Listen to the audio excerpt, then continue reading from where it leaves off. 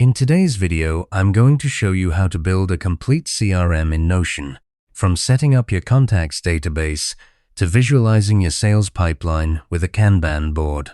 Notion is incredibly flexible for managing relationships, and creating a custom CRM here means you can tailor it exactly to your workflow without paying for expensive software.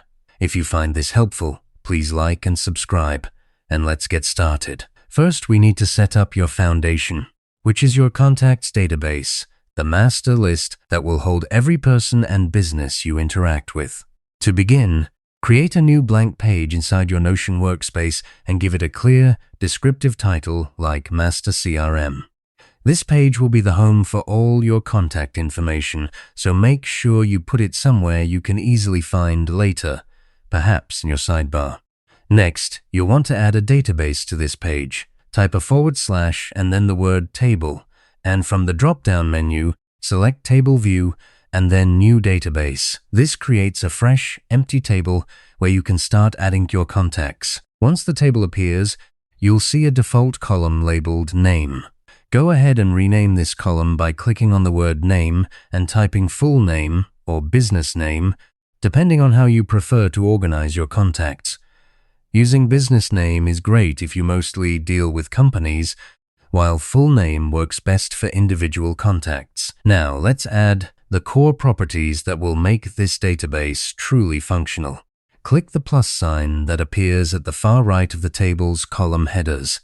This lets you add new properties, which are essentially the fields of information you want to track for each contact.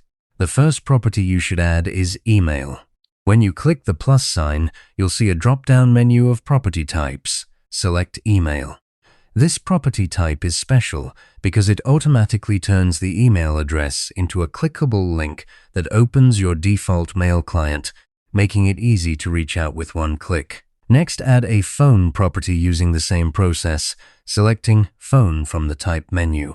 This also creates a clickable link, but for phone numbers, which is handy for calls or texts. Then, add a status property and choose Select as the type. The Select property lets you create a drop-down list of options, which is perfect for tracking where each contact is in your sales process.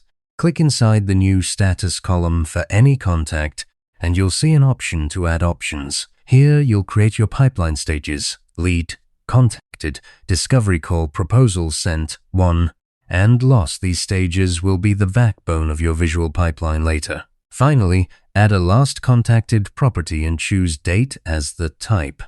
This date field is crucial because it helps you track when you last reached out to someone, ensuring that no contact falls through the cracks. A best practice here is to periodically sort your database by this date so you can quickly see who needs a follow-up. With your foundation set, it's time to visualize your pipeline using a board view.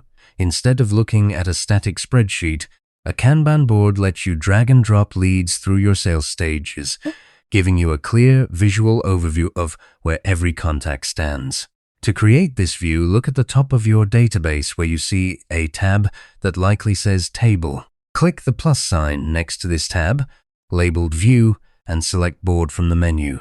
This creates a new view of the same data but organized as columns. Now, you need to tell the board how to sort your contacts.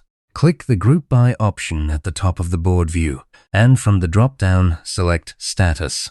The board will instantly rearrange itself into columns for each status option you created: lead, contacted, discovery call, and so on.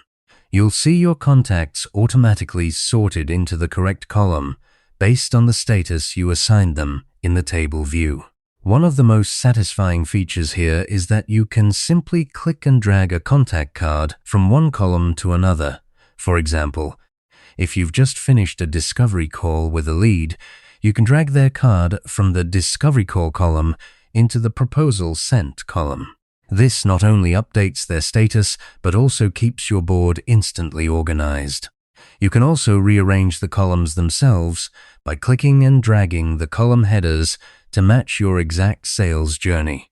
If your process starts with lead and moves to contacted, make sure those columns are in that order from left to right. This board view becomes your command center where you can quickly assess your pipeline's health at a glance. You've now built a functional and visual CRM in Notion, complete with a detailed contacts database and an intuitive Kanban board that lets you manage your sales pipeline with ease. The real benefit here is that everything is connected. When you update a contact status on the board, it updates automatically in the table and vice versa. As a next step, consider adding a filter to your board view so you can focus on specific team, members, or timeframes. You might also create a separate view for contacts you haven't contacted in over a week. Thanks for sticking with me through this tutorial. If you found value, please save this video or bookmark this page so you can come back to these steps whenever you need to refine your system. I'll see you in the next one.